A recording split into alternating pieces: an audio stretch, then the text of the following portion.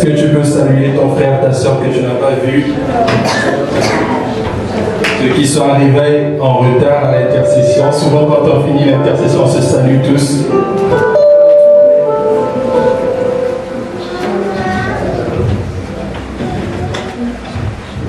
Que le Seigneur soit béni. Shalom à tout le monde.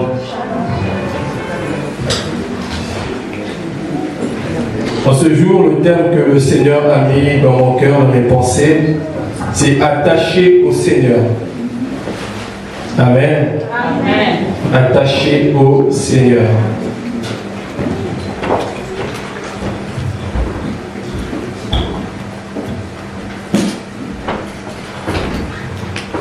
En cela, bien-aimés, je vais nous proposer quelques textes de la parole de Dieu. Nous prendrons Matthieu 6, le verset 21, Proverbe 17, le verset 17, Deutéronome 10, le verset 20, et nous prendrons aussi le texte qui se trouve dans Romains chapitre 8. On prendra à partir du verset 35 jusqu'au verset 39. Je vais commencer par le texte de Matthieu 6, le verset 21, qui nous dit « Car là où est ton trésor, là aussi sera votre cœur. » Proverbe 17, le verset 17, qui nous dit « L'ami aime en tout le temps, dans le malheur il se révèle un frère. » Et le chapitre de Deutéronome 10, le verset 20, « C'est l'Éternel ton Dieu que tu craindras, lui seul que tu serviras, et tu t'attacheras à lui. » Et nous allons maintenant dans Romains, s'il vous plaît. Romains au chapitre 8, le verset 35 à 39, qui nous dit « Qui nous séparera de l'amour de Christ? Serait-ce la tribulation ou l'angoisse, ou la persécution, ou la faim, ou la nudité, ou le péril, ou l'épée? Selon ce qu'il est écrit, c'est à cause de toi qu'on nous mène à mort, qu'on nous met à mort. Et tous les jours, qu'on nous regarde comme des brebis destinées à la boucherie. Mais en toute chose, nous sommes plus que vainqueurs par celui qui nous a aimés. Car j'ai l'assurance, ni la mort, ni la vie, ni les anges, ni les dominations, ni les choses présentes, ni les choses à venir, ni les puissances, ni la hauteur, ni la profondeur, ni aucune créature ne pourra nous séparer de l'amour de Dieu manifesté en Jésus-Christ, notre Seigneur. Amen. Amen. Donc, comme je le disais, notre thème, c'est attaché au Seigneur. Et j'aimerais premièrement nous définir c'est quoi l'attachement, bien-aimé. On aime dire que je suis attaché à quelqu'un. On aime dire que nous avons souvent des sentiments, nous avons souvent des liens qui nous unissent aux personnes.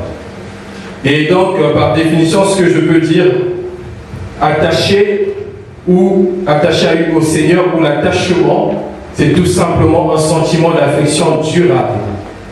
C'est un sentiment d'affection durable. Lorsqu'on parle d'un sentiment, c'est lorsque je disais c'est l'amour. L'amour qui nous unit, l'amour qui nous permet d'avoir des sentiments qui sont durables. Et lorsqu'on parle de l'attachement, c'est premièrement un sentiment durable. Deuxièmement, c'est un lien qui nous unit aux personnes ou aux choses. Aux personnes comme de l'amour, et aux choses aussi, ça peut être de l'amour que tu apportes à une chose. Mais très souvent, nous pouvons voir beaucoup de personnes au jour d'aujourd'hui sont attachées, lorsque je disais aux objets, ça peut être une photo, ça peut être une gourmette, ça peut être une chaînette, ça peut être une boucle d'oreille, parce que cette chose-là t'a été offerte il y a longtemps où on te l'avait donné, tu es tellement attaché à cette chose et tu ne peux pas t'en séparer. Ça devient une fois de l'attachement. Et je me souviens aussi de ce monsieur qui avait fait le film de Jésus. Le monsieur, après avoir joué le rôle de Jésus, le tout premier film de Jésus, les gens disaient tout le temps, maintenant on commence à le vénérer. Le monsieur un jour il dira à la télé que j'ai juste joué un rôle. Mais ce rôle, je pense, a commencé à décrire ma vie. Au lieu que ce rôle soit une grâce pour lui, parce que les gens dans les maisons, ils avaient des posters de lui, où ils commençaient à s'attacher à la photo, ils commençaient à s'attacher à lui. Et donc le monsieur dira plus tard, oui, je regrette même d'avoir deux fois joué ce film. Parce que même les gens, quand ils me voient en route, ils disent c'est Jésus. Et le monsieur dira non, je ne suis pas Jésus. Donc notre attachement peut être par les personnes, on peut s'attacher aux gens, on peut s'attacher aux choses. Et l'attachement peut être aussi par amour et aussi par intérêt. Ne les oublions jamais. Dernièrement, je citais ici le psaume 3, le verset 7. C'est très parlant juste ce verset parce que pourquoi? On voit l'attitude de deux groupes de personnes ou deux styles de personnes différents. Tu vois, il y a d'un côté Israël. Israël aimait Dieu. On ne peut pas lui reprocher ça. Mais il était aussi attaché à tout ce que Dieu faisait. Et il ne cherchait pas profondément la personne de Dieu. Israël a toujours cherché tout ce qui est miracle, quitte même deux fois il s'éloignait de Dieu, il partait même vers les idoles. Il s'attachait aux idoles. Et nous pouvons voir à l'inverse, Moïse, on nous dit qu'il était l'ami de Dieu. Moïse cherchait Dieu. Et Moïse s'attachait profondément à Dieu. Et donc l'attachement, nous pouvons voir, ça peut être aux objets, ça peut être aux personnes. Et bien aimé, lorsque je dis par intérêt, et dans ce monde, nous le voyons, il y a des gens qui se sont attachés tout simplement à des personnes parce qu'ils savent qu'avec cette personne, je peux manger. Avec cette personne, il peut me mettre bien. Il n'est pas attaché à la personne par amour, mais il est attaché à la personne par rapport au Dieu de la personne ou à la valeur de la personne. Ça peut être son argent, ça peut être sa maison qui est bien, parce que quand il part là-bas, il se sent à l'aise, contrairement à quand il est chez lui. Et c'est pour ça que nous voyons que par intérêt, beaucoup s'attachent par intérêt. Et de nos jours aussi, beaucoup de chrétiens sommes-nous qui nous attachons à Dieu aussi par intérêt. Ah oui. On s'attache aussi à Dieu par intérêt, de fois on ne s'en rend pas compte. Tu cours toujours vers les miracles depuis que tu as commencé. Seigneur, fais ceci dans ma vie. Seigneur, fais. Mais quand est-ce que toi, tu vas chercher à connaître la personne de Dieu? Ou quand est-ce que tu vas chercher à t'attacher à Dieu? Tu t'attaches au miracle, ok, c'est bien. On nous dit que Dieu est le maître de toutes choses. Amen. C'est lui qui fait les miracles, c'est lui qui opère, c'est lui qui bénit. Mais pourquoi tu t'attaches seulement à ce que tu veux toi? Deux fois on nous dit cherchez Dieu. Il dit lui-même, celui qui cherche ma face, je lui révélerai ma face. Mais pourquoi deux fois on s'attache à certaines choses? Et dans la Bible aussi nous pouvons voir, il y a des gens qui s'attachaient à des personnes tout simplement, comme je le disais, par un lien d'affection, ou par affinité, ou par amour, ou parce qu'ils avaient un quelconque lien différent. On peut voir le cas de Ruth. Le chapitre de Ruth 1 nous montre l'attachement qu'avait Ruth à sa belle-mère. Ruth était profondément attachée à sa belle-mère qui était Naomi. Même lorsqu'elle va perdre son mari et Naomi, lorsqu'elle va perdre son mari et ses enfants, et plus tard nous voyons dans le même chapitre Ruth qui va dire, là où tu iras, j'irai avec toi. Là où tu seras, je serai avec toi. Ton Dieu sera mon Dieu, ton peuple sera mon Dieu. Et elle va dire, là où tu seras aussi enterré, je serai enterré. Donc nous pouvons voir l'attachement qu'avait Ruth à la personne de Naomi. Elle était attachée à sa belle-mère. Deuxième personne qu'on nous parle qui était aussi attachée, et l'attachement de Naomi, c'était le lien de la belle-mère à la belle-fille. Jonathan, dans 1 Samuel 18, je dis pour ceux qui étaient à la cellule, on nous a parlé de David. Amen. Amen. Jonathan était profondément attaché à David. Dans Samuel 18, le premier verset, on nous dit que Jonathan aimait David. Le lien d'amitié qui l'unissait à David avait produit de l'amour. Il était attaché à David. Et lui, aujourd'hui, il y a des gens aussi qui s'attachent dans les amitiés, qui s'attachent à des personnes comme Jonathan qui aimait, mais bien aimé, il est toujours très important de toujours t'attacher au Seigneur. Amen. Tu peux t'attacher à un ami, j'en dis ce qu'on ne vient pas, mais on dit quoi? La Bible nous dit quoi sur les amis?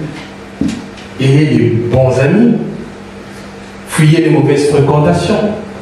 Des fois, tu t'attaches à certaines personnes, mais tu ne sais pas où ces gens-là t'emmènent. Qu'est-ce que ces gens-là vont faire avec toi? Qu'est-ce que ces gens-là vont faire de ta vie? Des fois, on ne s'en rend pas compte. Et de nos jours, en ces temps difficiles, c'est ces choses-là qui arrivent. Tu ne te rends pas compte. L'attachement que tu as à cette personne-là, qu'est-ce que tu gagnes? Cette personne-là t'emmène à Christ ou cette personne-là t'emmène aux choses du monde? Moi, je me souviens, lorsque j'ai commencé vraiment à m'approcher au Seigneur, le Seigneur a commencé à tailler un de mes amis. C'est pas moi qui l'ai voulu. J'aurais aimé même les garder pour que le Seigneur, au travers de la grâce que j'ai pu bénéficier, qu'il le bénéficie, mais Dieu lui-même a commencé à faire la séparation. Dieu seul sait si j'étais attaché aussi à ces gens-là, où je serais aujourd'hui. C'est pour ça, lorsque tu t'attaches à une personne, vois ce que la personne peut t'apporter et vois ce que toi tu peux apporter à la personne. Ne t'attache pas seulement pour t'attacher, mais attache-toi pour que la personne change, pour que la personne suive les mêmes voies que toi. Et beaucoup d'entre nous, nous nous attachons différemment à des gens, parce que des fois tu ne sais même pas, parce que tu trouves qu'à l'école, pour ne pas t'ennuyer, ou même au travail, pour ne pas t'ennuyer, tu t'attaches à cette personne-là, mais pourtant tu sais que cette personne-là a un mauvais comportement. Tu sais que ce comportement de la personne-là peut te détruire. Je vais vous dire quelque chose. Au travail, j'ai un copain. Tout le temps, il est dans un collègue de travail. On s'entend hyper bien. C'est mon binôme. Mais tout le temps, il est dans des choses trop bizarres. À un moment donné, je lui ai dit, écoute, stop. Lui-même, il sait au moment où au travail, je suis chrétien. Même quand il part souvent, c'est sur les réseaux sociaux, nous sommes amis, il m'appelle même le prêtre. Parce qu'il sait que j'aime pas ces choses-là. Et quand il est avec moi maintenant, il fait attention. Il me dit, ah ouais, c'est vrai, j'avais oublié. Parce qu'avant deux fois, il était là, il avait le comportement était trop bizarre. À un moment donné, je lui ai dit, écoute, stop. Et c'est ce que deux fois nous devons faire. Une autre personne qui est attachée, là, c'est la relation de maître à élève ou de disciple à maître. C'est Élisée et Élie. Dans 2 Rois 2, on nous parle de l'attachement qu'avait Élisée auprès d'Élie. Il était profondément attaché à son maître. Et lorsque vous lirez tout le chapitre, vous verrez que toutes les villes qu'ils ont parcourues, Élisée, à aucun moment, il a lâché Élie de vue. Il s'est profondément accroché. C'est vrai que Élisée voulait quelque chose, ok, mais l'attachement qu'il avait envers lui, ça l'a permis de gagner quelque chose et ça l'a permis aussi de continuer dans cette même voie-là. Amen. Amen. Et Élisée a obtenu, comme on nous dit, la double portion parce qu'il était profondément attaché à son maître. Mais ce qui était important avec Élisée, ça nous rappelle un peu le type de chrétien que nous pouvons être lorsque nous nous attachons à Dieu ou même à des frères et sœurs qui croient en Christ. Moi, je me souviens, comme je le disais, quand Dieu a séparé de mes amis, j'étais profondément attaché à des frères ici qui m'ont propulsé de l'avant. Ça m'a permis de m'accrocher. Et c'est ce que nous devons être aussi. Élisée, j'ai toujours dit ici, c'est un bon modèle, un bon disciple. Il pouvait avoir aussi son côté aussi qui n'était pas bon, mais c'était un bon disciple. Notre cœur est attaché au gain, à l'argent. Et c'est ce que nous faisons. Moi, le premier, mes frères et sœurs aussi qui sont ici, nous le faisons. La dîme de Dieu, nous le conservons. Ou même des fois pour aller donner, admettons, tu as touché 1500 €, aller donner les 150 € pour toi, ça tiraille. Mais parce que pourquoi tu es attaché à l'argent? Parce que celui qui aime ne peut que donner. Celui qui aime ne peut que donner. On nous dit que c'est un lien, c'est un sentiment, c'est de l'amour. Lorsque tu aimes, tu dois donner. Et nous, beaucoup d'entre nous, on retient l'argent de Dieu, on retient tout cela parce qu'on est attaché à cet argent-là. Mais lorsque tu bénis, n'oubliez pas ceci, lorsque tu bénis Dieu, Dieu te bénit. Lorsque tu bénis, Dieu te bénit. D'une façon ou d'une autre, ça ne veut pas forcément dire tu vas donner 10 000 €, Dieu va te rembourser ou va te donner 20 000 €, non. Dieu fera grâce pour tes enfants, pour ta famille, pour ton mari, pour ta femme. Tu ne te rends pas compte, cette bénédiction-là, c'est parce que toi, tu as sémé quelque part et Dieu va faire aussi pour toi. Mais très souvent, on ne s'en rend pas compte de cela. Et on retient l'argent qui appartient au Seigneur, on vole Dieu. Parce que l'attachement à Dieu, ça fait partie aussi ceci. Deuxième personne qui était attachée, c'est le jeune homme riche qu'on nous parle. Lui, nous savons sa vie. Il avait des grands biens, ce monsieur. Et lorsque il va croiser Jésus, il va dire, bon maître, bon maître. Jésus va lui dire, pourquoi tu m'appelles bon maître? Et il va dire, j'ai observé tous ces commandements, j'ai honoré, j'ai fait le bien autour de moi, etc. Jésus va seulement lui dire, va vendre ce que tu as dans le pauvre, etc. Et qu'est-ce qu'il va faire? Et lui, il va repartir tout triste. Parce qu'il est attaché à son argent. Parce qu'il est attaché à ce qu'il était. Le confort, aujourd'hui, il y a des chrétiens qui sont attachés à cela. À la vie qu'il a, il ne préfère pas quitter la vie qu'il a pour Christ. Comme je le disais, tu perds, mais avec Jésus, tu gagnes toujours plus. Amen. Tu es attaché à certaines choses, à ton confort d'aujourd'hui, même des fois pour quitter ton lit, c'est difficile. Même pour quitter ton travail, des fois, Dieu veut t'envoyer quelque part, mais pour quitter, tu es là, tu résistes. Alors que Dieu a des projets pour toi. La Bible nous dit que Jésus aima ce jeune homme, mais malheureusement, il était attaché. Lui, quand j'écrivais le message, je me suis dit, mais tiens, si je me mets à sa place, moi aussi, ça... On est les hommes, hein. Honnêtement, il ne faut pas le cacher. Aujourd'hui, bien aimé, tu as une richesse, on te dit, débarrasse-toi de toute ta richesse. Laisse tout ce que tu as, repars avec zéro et suis-moi. Waouh! Jésus, il avait vraiment mis à l'épreuve. Hein. Il lui dit, laisse tout ce que tu as et suis-moi. Viens avec moi. Amen. Viens avec moi. Et cet homme-là, il va dire, ah, toi déjà, quand je vous vois l'état des disciples, déjà comme disait Pierre, Seigneur, on a tout quitté pour toi. Il n'avait ni domicile, il était de gauche à droite, il partait. Même si on nous dit que c'était Capernaum, son quartier général, mais le Seigneur était tout le temps en mouvement. Donc, des fois, il pouvait dormir à l'air libre comme ça. Et quand il voyait l'état de Jésus, et tu me dis d'abandonner ma demeure, d'abandonner mes biens pour te suivre. C'est pas facile, hein? Ah. Et le troisième type de personne, c'était Marthe. Nous connaissons le cas de Marthe et Marie dans Luc 10, 38 à 42. Pour le jeune homme riche, nous pouvons le retrouver dans Matthieu 29, 21 à 22. Donc, Marthe, c'était une des femmes qui était attachée aux choses domestiques. Elle était vraiment attachée à ce qui est de la maison. Et lorsque le Seigneur va les visiter, Jésus dira que Marie a choisi la bonne part. Pourquoi? Parce qu'elle était attachée aux choses domestiques, elle était là à s'occuper de sa maison. Voilà, en ce temps-là, si elle avait un mari, de son mari, en ce temps-là, si elle avait un homme, je dis ce mot comme ça, donc de son homme. Et c'est ce que nous faisons, nous, aujourd'hui, chrétiens que nous sommes. Tu fais le contraire. Au moment où tu as rendez-vous à l'église, tu es attaché à ta maison, à ton lit, tu es attaché à ton salon, à ta télé. Ah, c'est ma série, c'est l'heure. Il est 16h, ma série aussi commence. Ah, comment je vais faire là? Tu es attaché à ces choses-là. Tu es attaché à tes enfants, tu es attaché à ton mari. Alors que des fois, tu sais que tu es servant, tu es serviteur. Je me souviens, dimanche dernier, ancien nous rappelle encore ici, l'intercession de mort. Combien d'entre nous sommes attachés aux choses de Dieu? Alors que Marie, elle demeurait au pied du Seigneur, Marthe, elle faisait autre chose. Marthe, elle était occupée. Et puis elle viendra encore dire, mais Seigneur, tu ne peux pas dire à Marie de venir m'aider.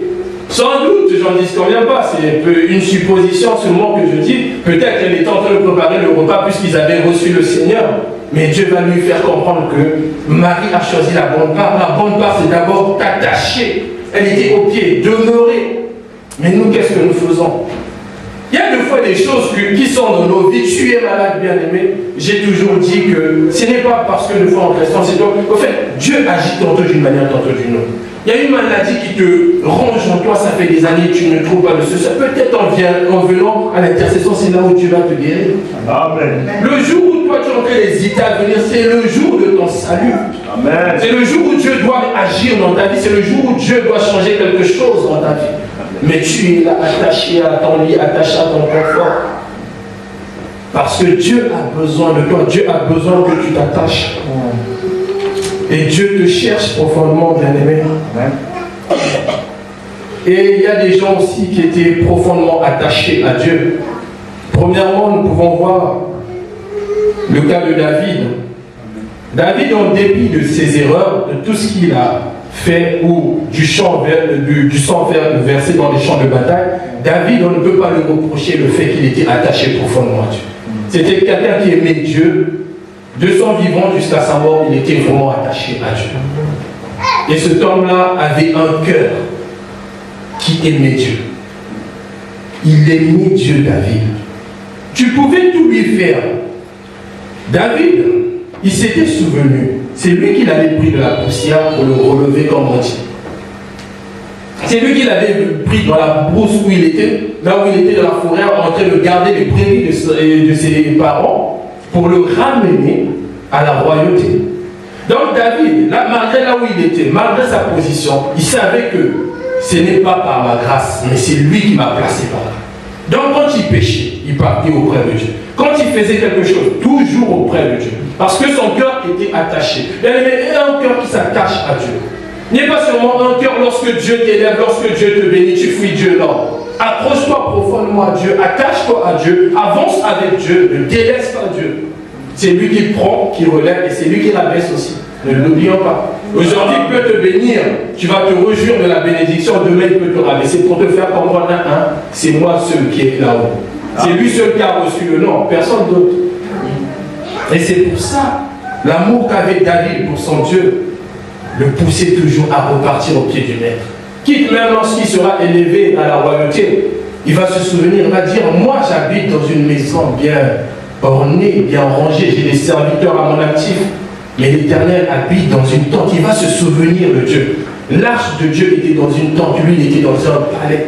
Quitte même il va chercher à construire le temple qu'on nous parle, mais hélas Dieu ne va pas lui permettre parce qu'il avait trop de sang dans ses mains, mais il dira, c'est ton fils, ce que tu veux faire c'est bien, je sais que tu m'aimes, mais c'est ton fils qui le fera.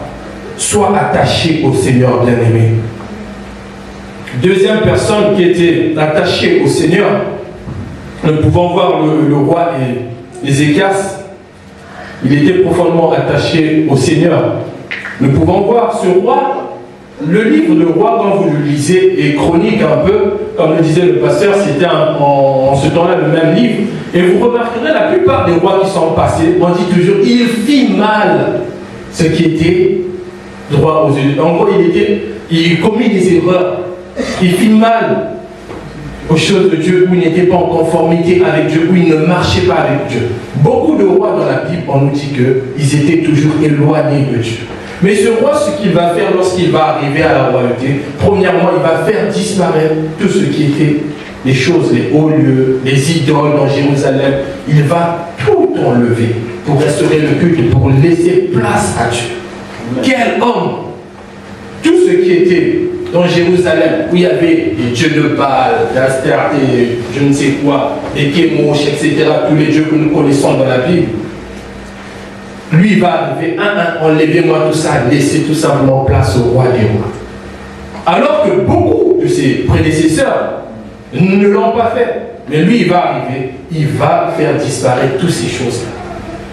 Bien aimé, dans ta vie de foi, pour t'attacher au Seigneur, tu dois arrêter certaines choses.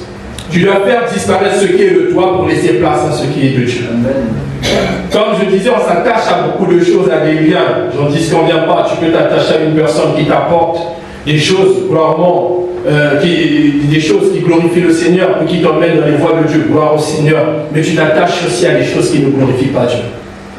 Et il est très important pour être là où Dieu veut t'emmener, de faire disparaître ce qui a de toi. Amen. De laisser la place au Seigneur. Et beaucoup d'entre nous, nous n'arrivons pas à laisser de fois la place au Seigneur. Et Jérusalem était carrément, c'était plus le temple que les gens voyaient, c'était plus les idoles. Mais lui, quand il va arriver il va faire disparaître toutes ces choses. Amen. Et ceci se passe dans 2 Rois 18. Et il y a un modèle que j'ai pris aussi, c'est le modèle aussi des chrétiens d'Antioche. Eux aussi, ils étaient pleinement attachés, les croyants d'Antioche, ils étaient pleinement attachés au Seigneur. Ce qui va se passer, eux, c'est un peu des chrétiens qui ont été dispersés lorsqu'il y a eu la persécution au temps d'Étienne. Après la mort d'Étienne, ils étaient vraiment persécutés. Du coup, ils vont se disperser dans les villes d'à côté, d'autres vont se retrouver en Antioche. Et Paul va glorifier Dieu pour leur vie. Malgré là où ils étaient partis, ils n'avaient pas oublié le peu que les apôtres avaient sémé dans Jérusalem. c'est-à-dire le peu de paroles que les apôtres avaient sémé en eux, lorsqu'ils sont partis par la persécution, ils ont fui, comme certains d'entre nous qui avaient fui la guerre au pays, voilà. Tu t'es retrouvé au village, tu commences à prêcher l'évangile. Et ces chrétiens, c'était pareil. Ils n'étaient plus dans leur ville, là où ils étaient, ils prêchaient, ils parlaient du Seigneur. Tu vois quel attachement ils avaient au Seigneur. Ils étaient profondément attachés à Dieu et partout ils allaient. N'est-ce pas la parole qui nous dit, allez, même si Dieu t'envoie tout lieu, où, partout où tu seras, prêche la parole de Dieu. Amen. Moi, comment mes collègues aujourd'hui ont su que je suis un croyant, je suis chrétien? Parce que des fois, quand ils partent sur les réseaux, ils voient, ils disent, ah ouais, mais c'est bien ce que tu fais. Même si, dernièrement, il y avait un des collègues sur moi, j'avais mis un verset, il m'a dit, oh, c'est bien. Mais j'ai dit, je suis tombé sur ton verset là, j'étais avec ma femme, elle a dit quoi? Elle m'a dit, j'ai dit, c'est moi qui a dit c'était bien, même si je sais que toi tu ne crois pas. Donc, c'est comme ça, partout où tu es, prêche, annonce la parole de Dieu. Et c'est dans Acte 11, le verset 23 que ça se passe. Ces chrétiens d'Antioche, ils étaient pleinement attachés. Paul dira que c'était bien ce qu'ils faisaient. Je veux nous inviter, c'est par là que je finirai, je veux nous inviter de prendre Jean 15, Jean 15, le verset 1 à 5 nous dit « Je suis le vrai cep et mon Père est le vigneron. Tout sarment qui est en moi qui porte le fruit, il le retranche. Qui ne porte pas de fruit, il le retranche. Et tout serment qui porte du fruit, il émonde afin qu'il porte encore du fruit. » Le verset 3 nous dit « Déjà vous êtes purs à cause de la parole que je vous ai annoncée. Demeurez en moi et je demeurerai en vous. Comme les sarments ne peut demeurer lui-même porter du fruit, s'il ne demeure attaché au cep, ainsi vous ne pourriez point porter du fruit. Demeurez en moi. » Le verset 5 nous dit « Je suis le cep et vous êtes les serments. Celui qui demeure en moi, en qui je demeure, porte beaucoup de fruits. Car sans moi, vous ne pouvez rien faire. » Ici, Jésus nous montre la relation qu'il a entre lui et le Père. Il nous dit que mon Père est le vigneron. Le cep, comme nous le savons, c'est le Christ lui-même. Il y a ce qu'on appelle aussi la sève. La sève qui est le fameux liquide que nous voyons souvent couler un peu sur les arbres, qui représente un peu le Saint-Esprit. Et on nous dit les sarments, c'est nous, les chrétiens, qui sommes rattachés au cep. Et nous voyons aussi les fruits, quand nous parle ici, il ne s'agit pas du fruit de l'Esprit, il s'agit de l'action du Saint-Esprit dans nos vies, de ce que le Saint-Esprit peut apporter, de ce que le Saint-Esprit fait dans la vie du chrétien. Amen. Amen. Et Jésus finit par nous dire que quiconque n'est pas attaché à moi, le Père le retranche. C'est-à-dire, lorsque tu es attaché à lui, tu es en lui et tu es en Christ. J'aime bien Colossiens 3 qui dit que lorsque Christ, votre vie apparaît, vous aussi vous apparaîtrez avec lui dans sa gloire. Le chrétien tire sa vie ou tire sa nature de Christ. Ce n'est pas comme un bébé avec sa mère qui sont liés par un cordon ombilical.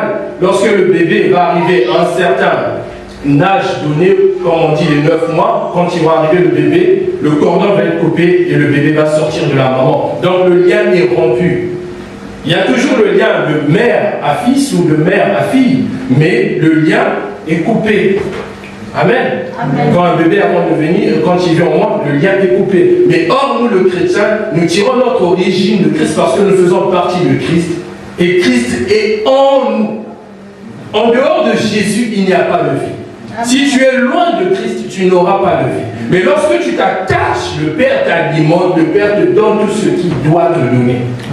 Et lorsqu'il dit « Je suis le cep, vous êtes les sarments », tu ne peux pas aller en dehors. Nous sommes rattachés à Christ et nos vies sont en Christ. Et nous devons comprendre ceci dans Matthieu 6. Le verset 33, on nous dit « Cherchez premièrement le royaume des cieux et la justice, et tout le reste vous sera donné par-dessus tout. » Nous devons comprendre que l'attachement est premièrement spirituel. L'attachement à Dieu avant toutes les choses que nous voyons physiquement est d'abord spirituel. Il dit cherchez premièrement le royaume. Il ne dit pas d'aller chercher premièrement le royaume terrestre, non. Le royaume, c'est spirituel. Cherche premièrement. Christ. Et c'est par son esprit que le Seigneur se révèle. En gros, c'est le Saint-Esprit qui nous permet de nous connecter aux choses célestes. Beaucoup d'entre nous, nous cherchons d'abord le Seigneur sur le plan physique et spirituel, nous oublions. Tu cherches Dieu. Dieu te connaît peut-être physiquement, mais spirituellement, il ne te connaît pas. Physiquement, tu es là, tu es venu au culte. Mais est-ce que spirituellement, tu t'es connecté à l'Esprit de Dieu? Est-ce que spirituellement, tu t'es attaché ce matin vraiment au Seigneur? Comme le disait le modérateur, accroche-toi, vas-y. Lorsqu'on adorait, est-ce que tu as profondément adoré le Seigneur ou tu l'as fait à ta façon?